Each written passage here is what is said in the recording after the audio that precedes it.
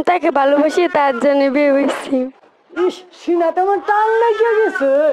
সুপ্রিয় ভিউয়ার্স, গত পরশুদিন এই বাড়িতে 70 বছরের বৃদ্ধ চাচা 12 বছরের কিশোরী জুয়ান মেয়েকে বিয়ে করে এলাকায় আলোড়ন তুলেছে। অনেক লোক এখানে দেখতে এসেছে।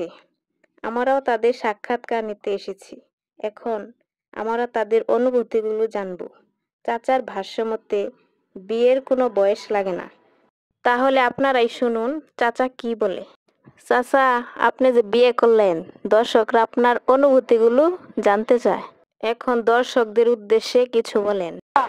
আমার আগের পরিবার মরে গেছে, গোলাফান নেডি মানে রান্দাখানা।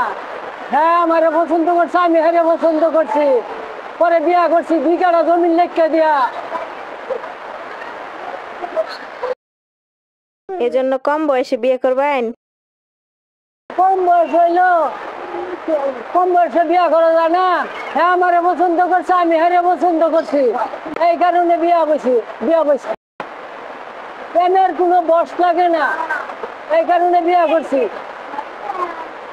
বাহিরে অনেক বৃষ্টি হচ্ছে, তাই নয়েজ একটু বেশি হচ্ছে। এখানে জলিল চাচা তার নাতিকে নিয়ে বসে আছেন, আপনারা দেখতে পাচ্ছেন। ইনি হলেন জামাই। জলিল চাচা হলো জামাইয়ের বড় ভাই। পাত্রীকে অনেক হাসি খুশি দেখা যাচ্ছে। পাত্রী বিয়ে করে অনেক খুশি হয়েছে। অনেক দর্শক আপনারা দেখতে পাচ্ছেন এই বিয়েটি দেখার জন্য এসেছে। গ্রামের মানুষ তো, তাই ক্যামেরার সামনে আসতে চাচ্ছে না।